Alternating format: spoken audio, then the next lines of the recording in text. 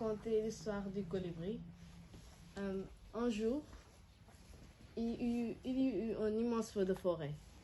Tous les animaux atterrés, terrifiés, observaient impuissants le désastre. Seul le petit colibri s'activait en allant chercher quelques gouttes d'eau pour les jeter sur le feu. En un moment, le lion, agacé de cette agitation dérisoire, lui dit: « Colibri, n'es-tu pas fou? Crois-tu que ces gouttes d'eau vont éteindre ce feu? » Et le colibri lui répond: « Non, mais je fais ma part. » Après ce moment, tous les animaux vinrent chercher quelques gouttes d'eau pour les jeter sur le feu. Et Ndour va vous dire la morale de l'histoire. Et après, quand tous les animaux ont apporté aussi leur aide sur le feu, et le feu s'est finalement atteint. Donc, c'est seulement pour dire que si chacun apporte son aide, si chacun fait sa part et n'attend personne pour agir, donc tous les problèmes seront réglés. Et tous les problèmes comme l'éducation, la santé et tout ça pourront être résolus.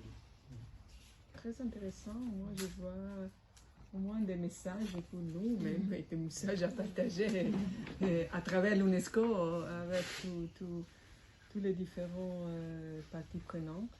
Le premier message que je vois dans cette histoire, très, très mouvant, comme vous avez dit, la question que, quand il s'agit de grands problèmes, de grands défis, la solution n'est jamais une solution unique et chacun peut donner son petite contribution. Et c'est l'ensemble de toutes ces contributions qui vraiment dans la solution. Par exemple, on parle beaucoup dans ces moments historiques, franchement, des problèmes des changements climatiques, de la protection de la planète et tout ça. Et il y a des mesures politiques qui concernent l'énergie, qui concernent la conservation de l'eau et tout ça. Mais il y a aussi des petites actions quotidiennes que chacun et chacune doit faire pour donner son contribution à une solution efficace, qui n'est pas la solution d'aujourd'hui, bien sûr, mais qui est une solution à venir.